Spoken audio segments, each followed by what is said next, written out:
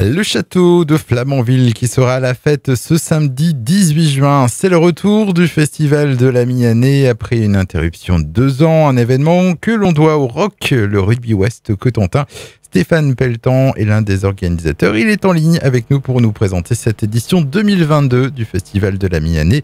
Bonjour monsieur Stéphane Pelletan. Bonjour. Alors, après 2 ans d'absence, le ROC remet donc le couvert pour ce festival de la mi-année. Déjà, est-ce que ça vous a manqué ? Ah oui, c'est le moins qu'on puisse dire. On attend ça avec impatience. On a été un petit peu bousculé par les événements sanitaires, mais là, c'est sûr et certain, c'est sûr, samedi, on remet le couvert. Alors, ça attire du monde, ce festival de la mi-année. Les bonnes années, vous avez accueilli jusqu'à combien de visiteurs ? En fait, c'est assez simple, on a toujours augmenté.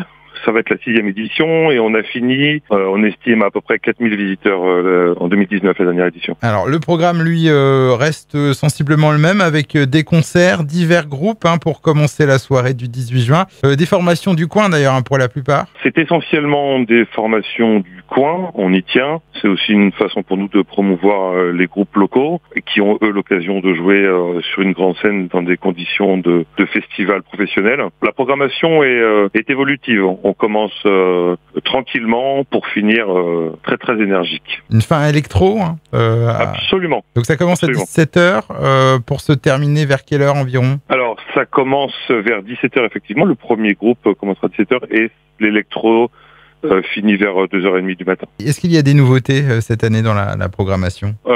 On a eu le temps de réfléchir à l'amélioration de ce festival parce qu'on a eu cette maudite crise sanitaire. Donc tout a été revu de fond en comble dans ce qui fait les petits détails d'un festival, notamment la restauration, la gestion des toilettes, des parkings, tout ce que vous voulez. Dans les nouveautés, on a toujours nos cracheurs de feu habituels, on a les DJ qui font les intersets, on a nos graffeurs qui sont là sur place, on a notre village d'artisans.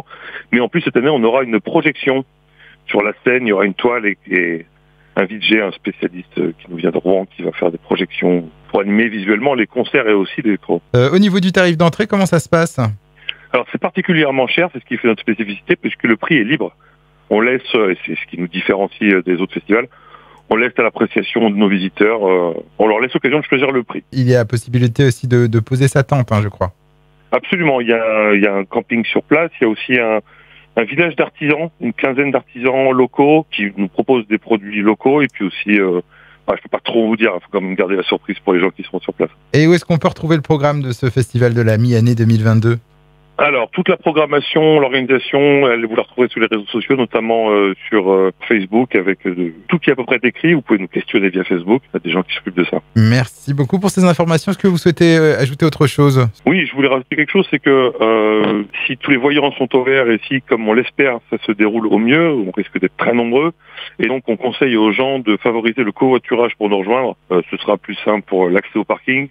Ce sera plus simple pour nous et ce sera évidemment plus simple pour tout le monde. On vous donne donc rendez-vous pour cette soirée musicale et conviviale ce samedi 18 juin de 17h jusqu'à 2h30 du matin. Le festival de la mi-année, c'est au château de Flamanville. Donc je rappelle l'accès par l'entrée arrière au niveau du terrain de rugby.